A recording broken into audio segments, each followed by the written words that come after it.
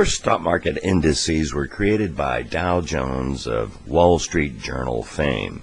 As you may know, there's the major one, the industrials, 30 stocks, and then there's the transportations, formerly the railroad index, and the utilities. And right there, you can see there's a bit of a problem. We're going to find more, that it was a small-sized index. Should be a lot larger sample size. But there's a more glaring problem, and that is the way it is computed.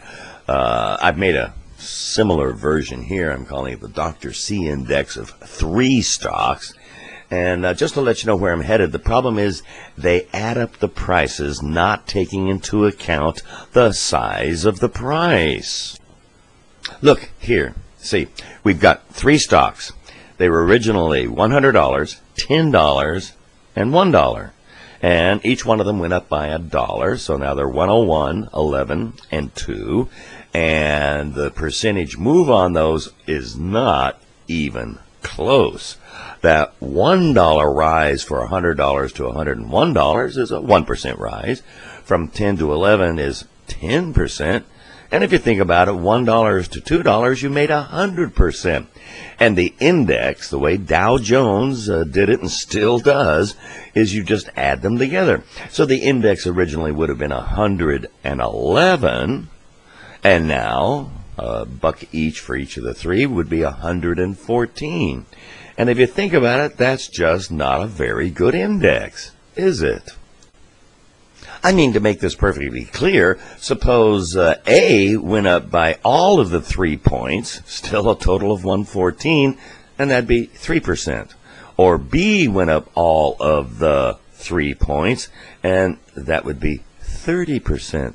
And of course, if C went up all of the 3 points, now becoming 4, that would be a gain of 300%.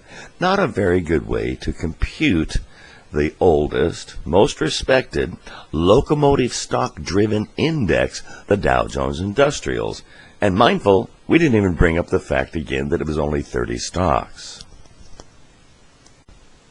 On the other hand, some people say not only is there a problem with not weighting the price of a security in a particular index, maybe you should make it reflect the size of its capitalization in the market, meaning just how big is it?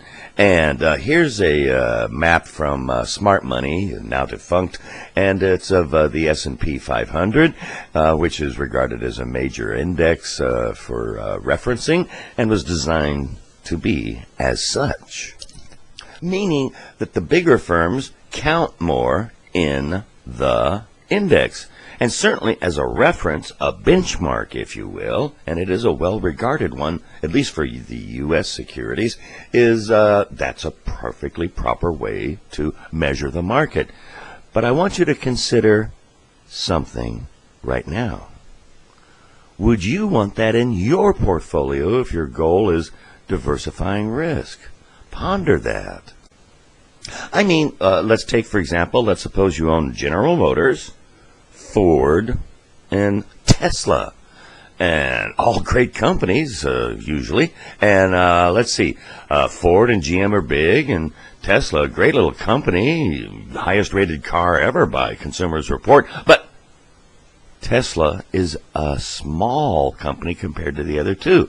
And if you wanted to market weight it, you would have mostly GM and Ford and very little Tesla, but you would only be bearing the risk of the first two. I would think if you wanted to diversify, you would have a lot more Tesla and a lot less, relatively speaking, of GM and Ford. I'm not so sure market weighting is good for your or my portfolio if you're interested in diversification. Oh, wait, there's more. There are some indices, if you will, which use geometric compounding instead of arithmetic compounding, and that means that your exponential properties are captured with the former. Not as critical as the other two, in my opinion, but also something to think about.